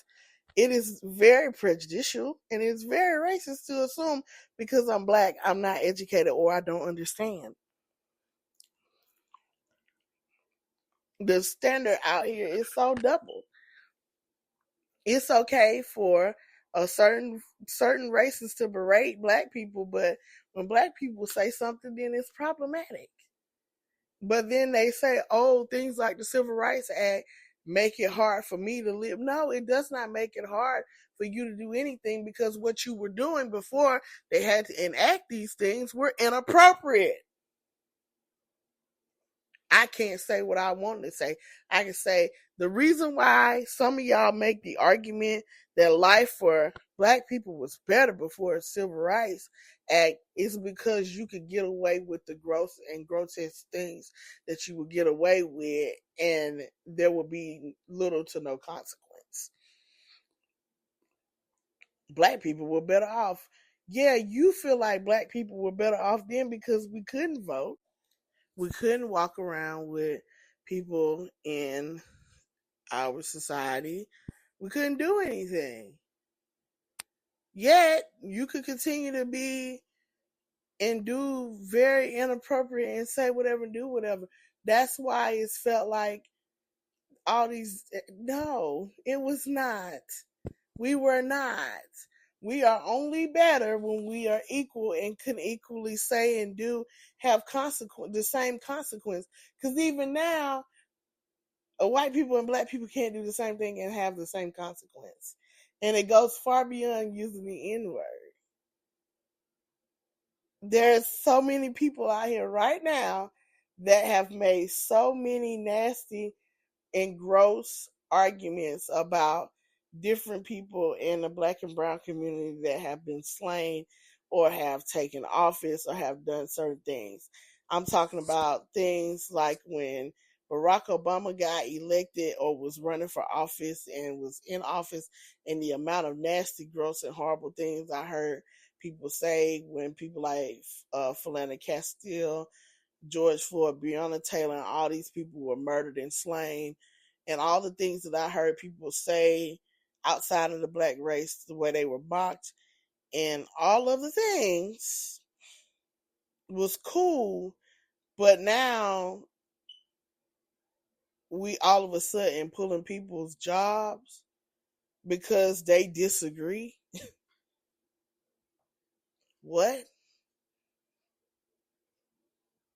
Or they're not manufacturing the sympathy and the empathy that you feel like they should have. They're not following what you want them to do. So we calling their jobs and getting them fired. That's crazy. That's crazy. What else has happened this week? We've now gone back to people being hung, which is, I don't care what anybody say. Yes, on anybody that you find hanging up on a tree in 2025, please don't let them call it a suicide. If they hanging outside on a public tree, I suggest you do an investigation. And if that means you have to hire a private investigator to do it, then do that. Because ain't nobody going to tell me in 2025 that somebody hanging out on a tree is a suicide. I'm not going for it. I'm not going for it. Y'all can get mad and say what you want to say and be ill and evil and call who you want to call. And I stand 10 toes down on it. The gaslighting needs to cease. If you don't live in this reality, then hush. I can't say anything about you, and you shouldn't be saying anything about my experience. So hush. I've in recent years have parents make comments about myself and other black teachers like, well, I really think it's because, in so many words, they didn't outright say it's because they're black. That's why my child don't want to hear nothing they gotta say, or they're too loud. Their voices project harder. Stuff like that. Discrimination and prejudices is still actively happening. Not just against black people, against women, against anybody that isn't a straight Christian white male. That seems to be the group that's not catching all the strays and punches.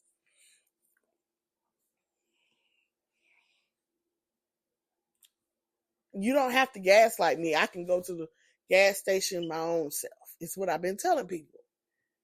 I know what I see. You don't have to tell me what I see. Y'all have lived so long with people telling y'all how y'all should feel and see like that. And I'm going to tell you, black people don't live like that. Ain't nobody telling me how I should feel.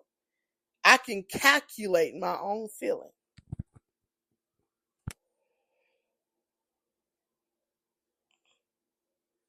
I don't need you to tell me what I see.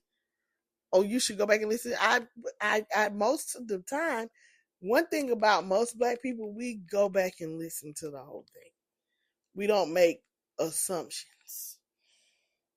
We be down most black people who publicly commentate on issues, especially hot topic news issues, they do their research. You should try it. They're not out here just making big general assumptions about something because one person or another said it.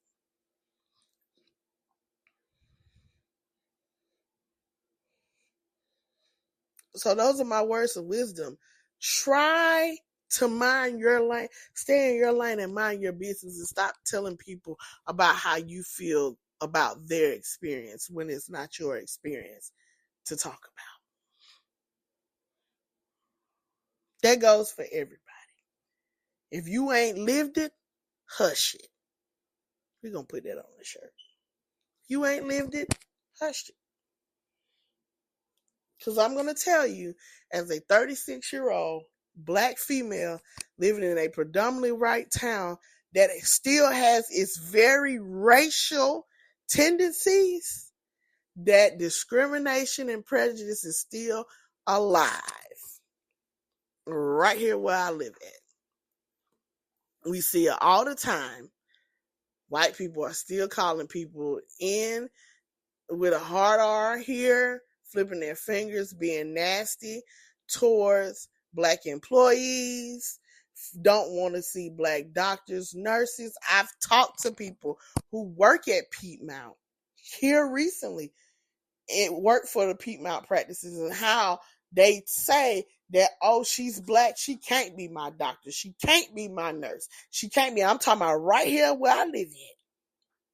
So please stop the gaslighting about, oh, I just feel like y'all take people the wrong way when they say, I'm not taking somebody the wrong way when they tell me because I'm black, you can't be my doctor or my nurse. Like the delusion, I don't know if y'all understand what delusion is, but that's delusional to tell me that that person is not racist because they don't want a black doctor. And they not black. And I want y'all to understand, people of the same color can be racist and prejudiced of the same color too.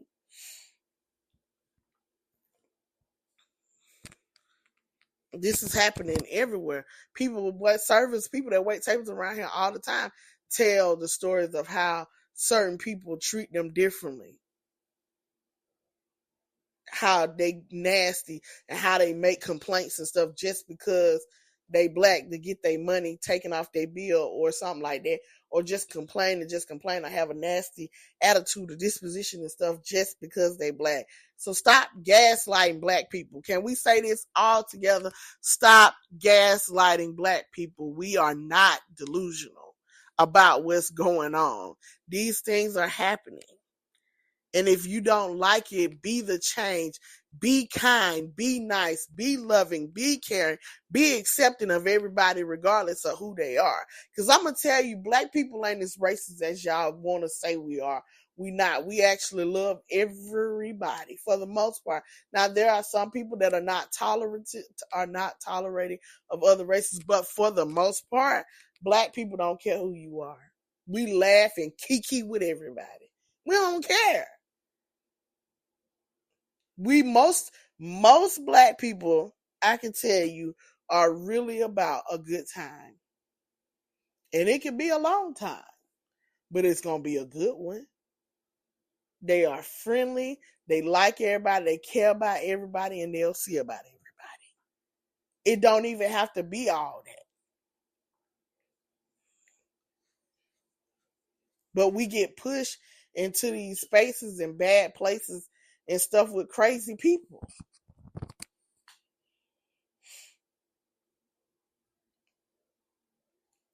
A cultural consciousness class, you find somebody that teaches cultural consciousness and cultural awareness so you can understand why certain people say, do, and respond certain ways would be a great class for some of y'all to take. So you will stop trying to say this person is aggressive, this person is this person is that, especially in the workplace. Some black people are not aggressive, they're not assertive, or not anything. Black people are typically more firm. That's the way we are grown up. That's the way a lot of us are grew up. This is the way we feel like professionalism works. I'm not mean, aggressive, and crazy because I am firm in my stance. If I say it's 10, it's 10. You can't sway me any other way, Bookie. Okay, y'all, I'm finna get off of here. I don't know if I'm gonna do a episode this week, a short one, an exclusive. I don't know. I might get more into the hoe culture, hooch culture,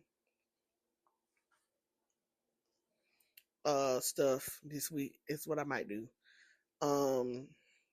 I kind of skimmed it, but I might get into that a little bit. Y'all just let me know what y'all want to hear. And this is gonna post today. Today is Saturday, 9/20/2025. So this will post today. Have no fear. I be posting it on Saturdays and then I'm public say something on Sundays. But you know the easiest way to figure out when this get posted is subscribe on a platform.